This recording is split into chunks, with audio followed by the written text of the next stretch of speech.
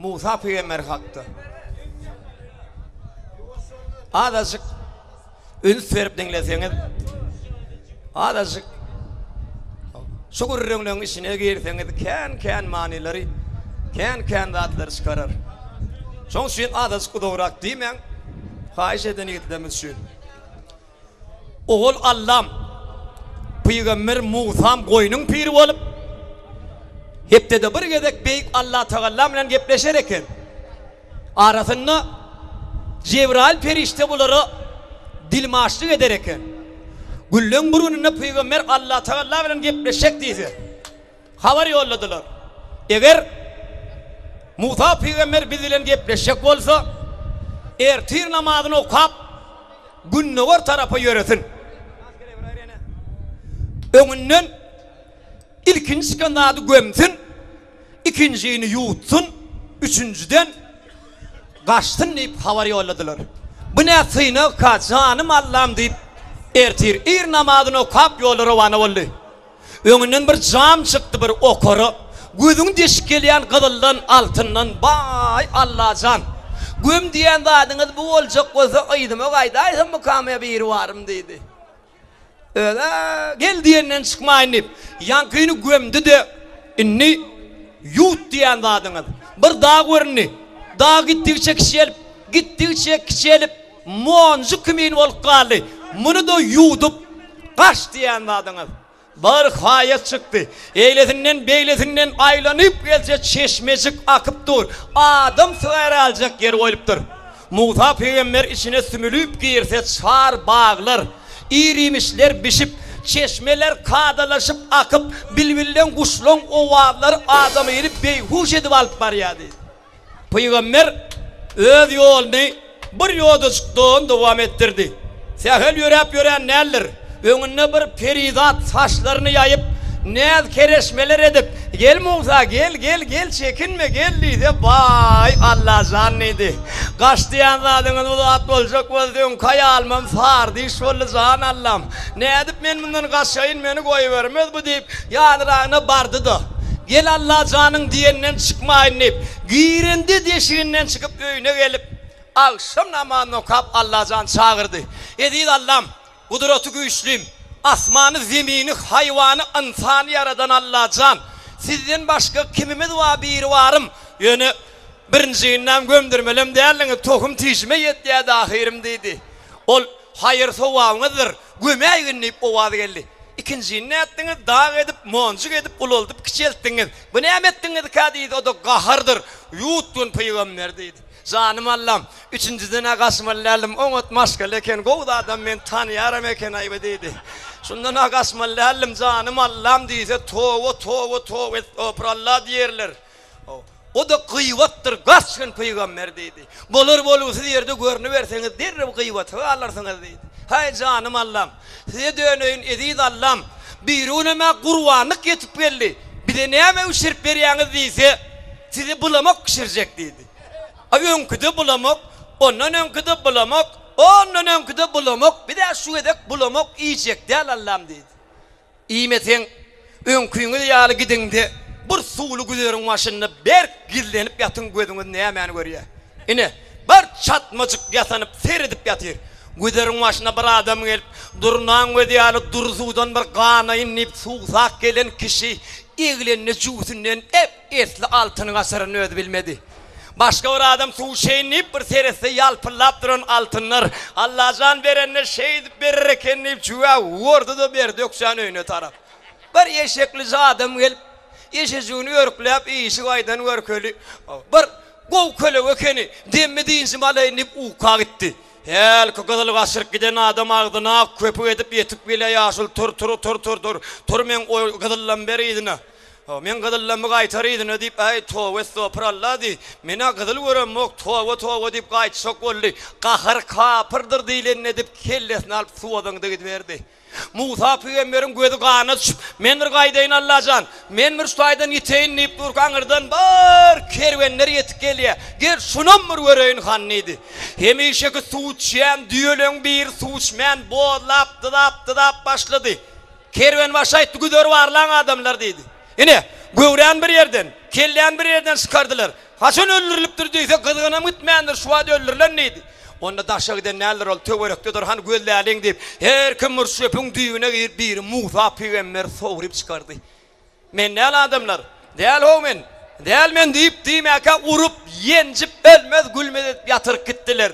Bir gün Gurbanlyk diýilen güni iki tanjak eşeklice oglançyk goýun wakyp berke. O plany.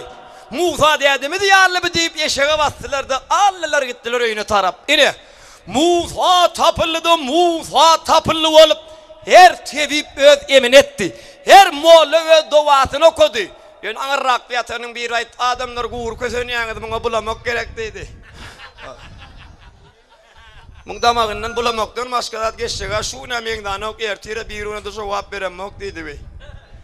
Ine şey diýip men bulamak ýek dälýän peýgamber zordan bulamak bilen özüne gelip Allah jan çağırdy. Edid Allah'm Kudreti güýçlim. Ol Kızıl Gasyrkydan biri, Kızıl tapan yene biri, ölen biri, öldüren biri men näetdiňiz orta ýolda diýdi. Ol Kızıl Gasyrkydan ne? Kızıl tapanyň algysy bar ol onu aldy. Öldürenin gan algysy bar ol onu aldy. Sizem gurbanlykdy bulamak ýek däl. Gurbanlykdy bulamak ýek däl. Siziň hem dodasyňyzda bulamak çallarym peýgamber diýse, çallar Allah'm sallılar deyip tövbe takdim etti. Beyik Allah Teala'nın önüne, beyik bir varım önüne menmelin hiç daha da duruyan değerliğine dolu ve doğru göz getiren Musa Peygamber hakkı 5 kelimesiz dünya indi. Yani ajdar hali Musa'nı gördüm diyen Türkmen halk aydın bilen devam ederin mehribanlar. Dinleyin, din calın. Koydumuz, koyraştın.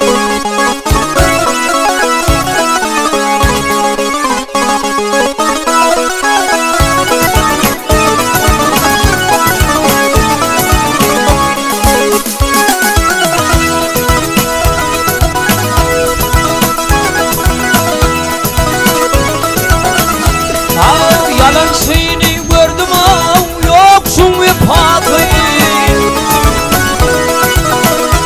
Ay şu dünyanı gördüm yoktur ve patı. Ganimat verdim eye bol koydu vatı.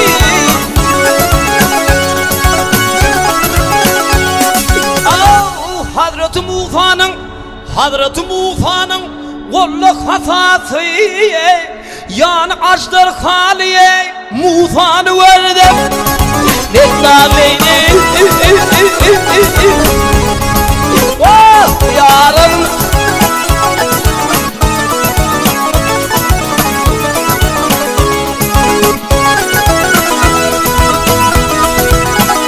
Ay Muhammed'i gördüm ummat kamanna. Sadadanı gördüm ummat kamanna. Tahitleri gördüm öldürme bende.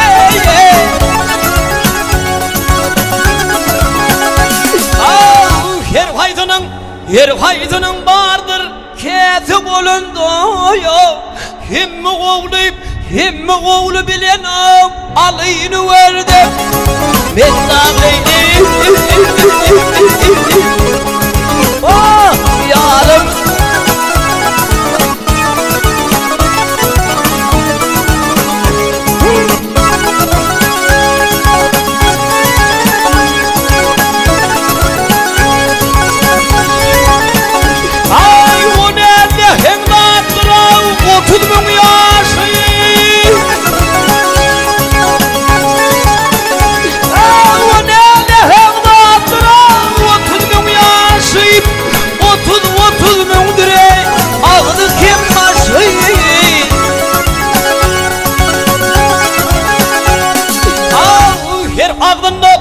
Her ağdında vardır 30.000 dişi. Dört ayaklı Maria Yuhan'ı verdim.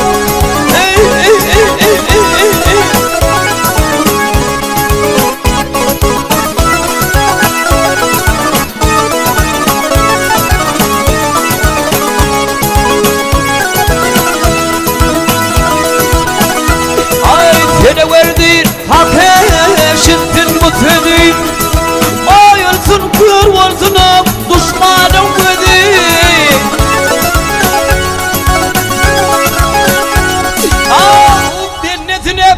bennesine yeşilsin Allah'ın özü. Bennesine yeşilsin Allah'ın özü.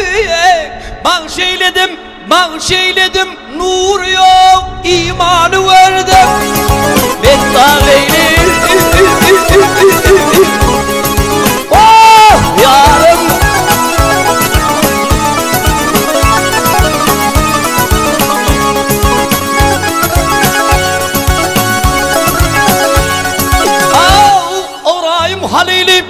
Ağrayım Halil'i yandırma üstüne. Ağrayım Halil'i otlama üstüne. Nemrud'un üşürden ey közünü verdim.